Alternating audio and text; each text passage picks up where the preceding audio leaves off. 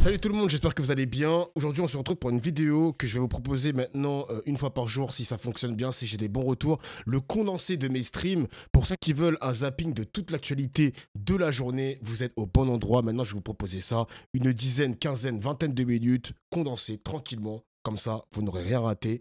C'est parti, et n'oubliez pas, parce que je vais peut-être vous proposer d'autres vidéos de ce style, mettez un pouce bleu et commentez la vidéo, c'est important. Et venez sur mes streams aussi, hein. Venez sur mes streams. C'est important, c'est important. Mamie là. Attends. Elle est sous Big Dog Martins là, je crois rêver. Ginette Kolinka, 99 ans aujourd'hui, 19 ans lorsqu'elle a été déportée à Auschwitz, continue de raconter son histoire. Elle était sur notre plateau il y a quelques mois. Personne, à part ceux qui l'ont vécu, peuvent se rendre compte de ce que les nazis nous ont fait subir. L'hygiène, c'est une chose que je ne me rappelle plus comment qu'on se lavait à Birkenau.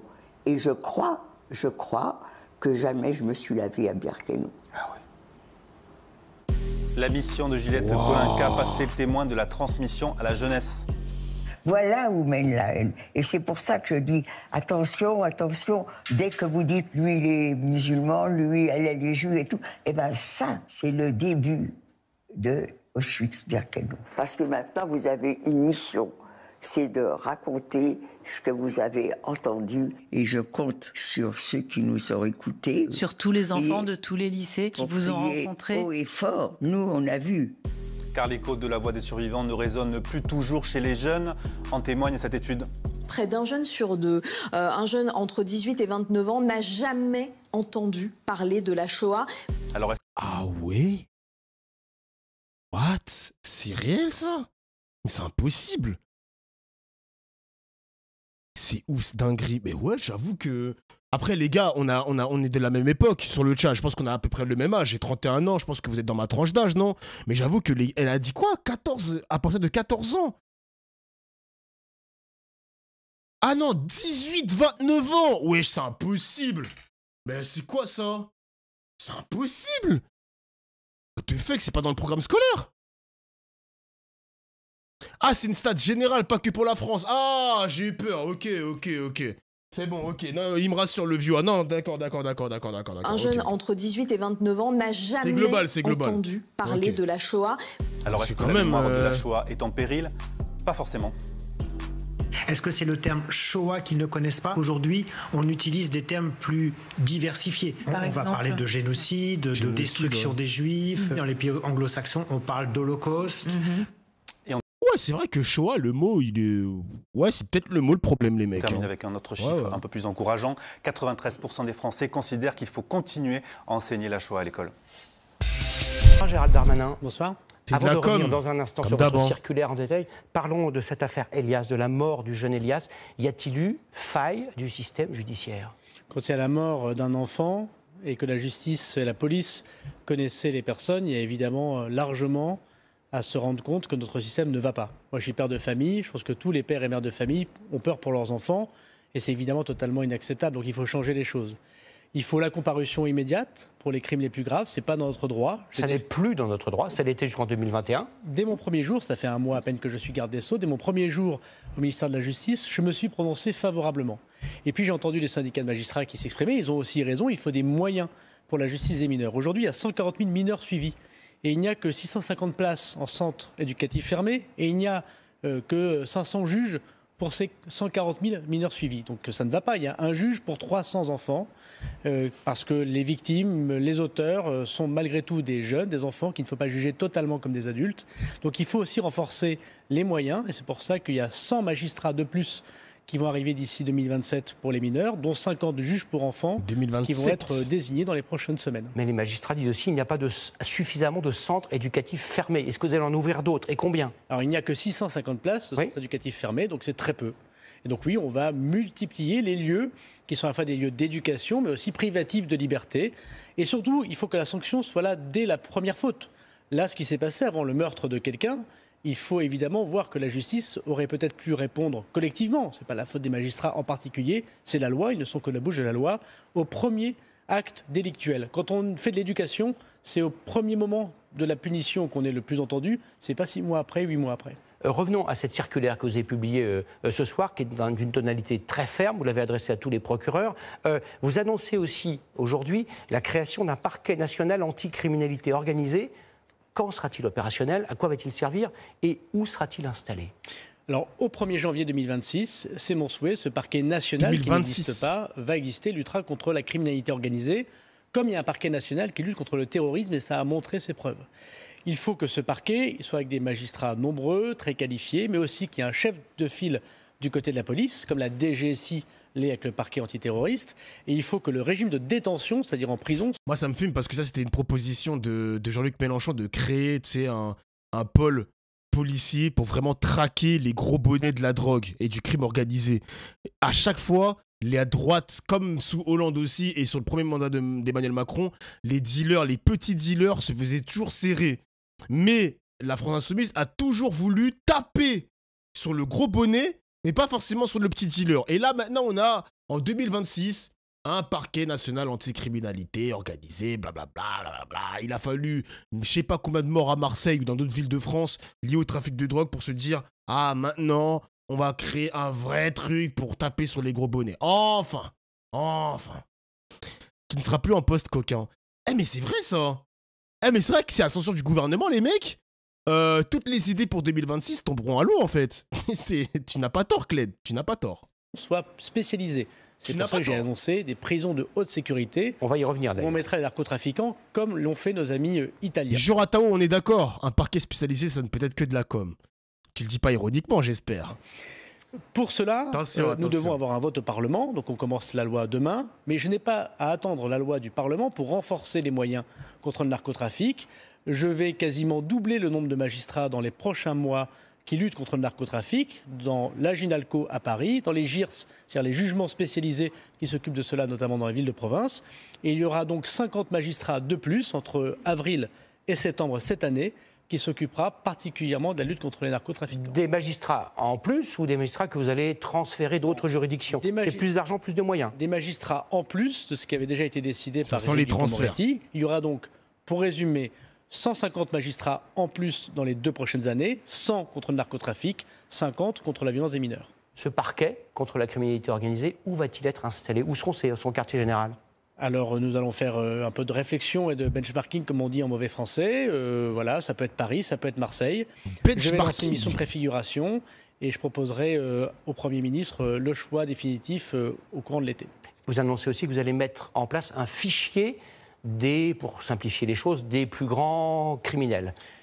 À quoi ça va servir concrètement? On les connaît déjà? Non, on ne les connaît pas tous. En tout cas, l'administration pénitentiaire, les prisons, ils connaissent un certain nombre de personnes. Et puis les magistrats en connaissent d'autres. Et puis les policiers en connaissent d'autres. Et puis ce qui se passe à l'étranger, on en connaît d'autres. Et donc on n'a pas un fichier commun. Et c'est un grand défaut. Alors dans le terrorisme, on a réglé ce défaut par un fichier qu'on appelle le fichier S, que les Français désormais connaissent, et qui est partagé entre la justice, l'administration pénitentiaire, les prisons et les policiers de la DGSI. Il faut donc qu'on ait un fichier de criminalité organisée, commun, pour qu'on puisse... Il n'y a pas quelqu'un qui veut le fumer, ce fils d'up.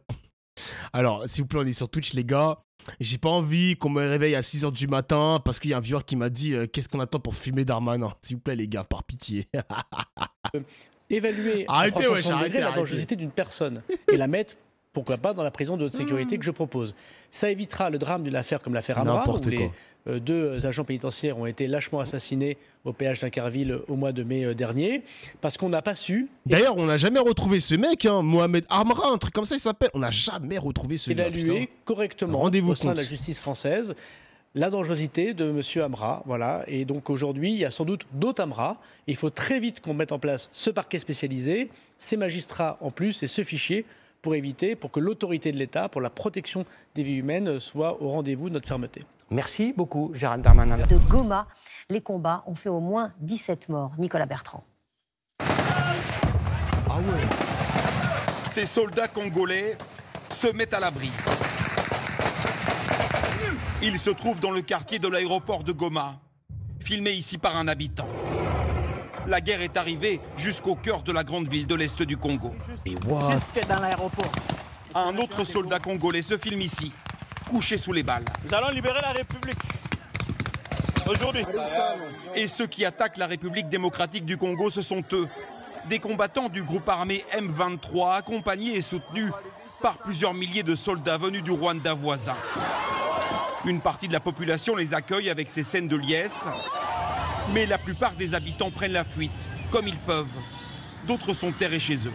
Là, je suis complètement par terre. Au balcon. Là, c'était carrément une bombe. Dans l'après-midi, la télévision rwandaise montrait ces images de soldats congolais faits prisonniers. Ils se seraient rendus et ont été désarmés. Nous n'avons rien pu faire, nous étions fatigués, nous n'avons reçu aucune aide. Ils nous ont écrasés. Cette attaque massive est le dernier chapitre d'une crise qui dure depuis 30 ans entre la RDC et le Rwanda et qui a démarré au lendemain du génocide de 1994. Un conflit en partie aussi pour le contrôle de ces terres riches en ressources naturelles. Aujourd'hui à Kinshasa, des centaines de manifestants brûlent des drapeaux rwandais. Les deux pays sont de facto en guerre. Ce soir, impossible de dire qui contrôle la ville de Goma. Les combats se poursuivent. La France et l'Union européenne condamnent l'offensive du M23 et du Rwanda. Mais les gars, il se passe... Attendez, le Rwanda, il se fait attaquer dans son territoire ou pas, les gars? Force à eux, c'est terrible, ouais. Mais moi, je sais pas, j'ai l'impression que le Congo RDC n'attaque jamais les frontières du Rwanda.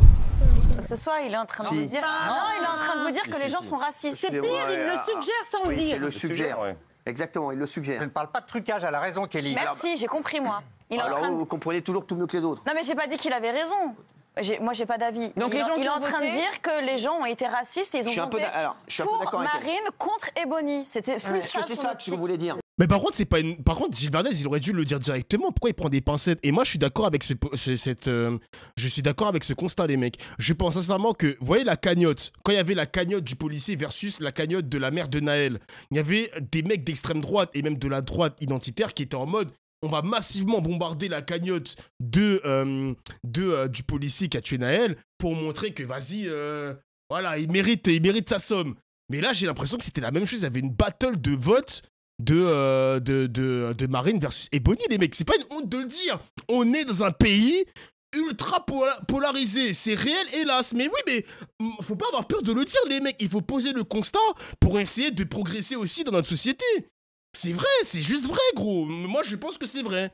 Il y a une partie de cette France anti-noire qui se sont dit, vas-y, on va voter pour Marine, c'est tout, parce qu'elle est blanche, c'est tout, c'est comme ça, les mecs. Moi, je l'ai vu sur Twitter, les gars. C'est pas un gros mot de le dire, c'est pas un gros mot de poser ce constat, genre. Les vrais gagnants, c'est TF1, ça, c'est vrai, ça. Ça, c'est vrai que ces petits bâtards de TF1, ils ont bien gagné, hein. Après Doflamme et les défenseurs de Ebony ont joué contre elle, ils ont attaqué tout le monde et lui créé des ennemis. Alors, j'ai vu pas mal de vidéos, les mecs, où, évidemment, je vous dis la vérité, les gars. Je vous dis la vérité, moi, j'ai pas de tabou sur ça. Le noir qui va protéger Ebony car elle est noire, ça va créer des ennemis chez Ebony. En mode, ouais... Ebony, vous voyez que sa couleur de peau, on doit faire nation, on doit faire preuve d'unité, etc., etc. Les noirs ont créé aussi ce clivage en même temps que les blancs qui sont d'extrême droite. C'est vrai! Les mecs, c'est vrai! C'est vrai, les gars! C'est vrai! Je dis pas que c'est une généralité, mais je dis que c'est vrai. Je dis que c'est vrai. C'est quoi ce truc de merde de Alice Cordier? Eh les gars, c'est pas que les blancs qui sont en tort dans l'histoire, hein. J'ai pas tiré contre mon propre camp, mais... C'est juste vrai, les gars. Alors, voter Marine 2 au 60... Bah voilà, bah... Ne serait-ce... Attends, ne serait-ce pour tout le racisme anti-blanc qu'elle se prend depuis une semaine. Oh. Racisme anti-blanc, carrément. Oh. Oh. Oh. Oh là là.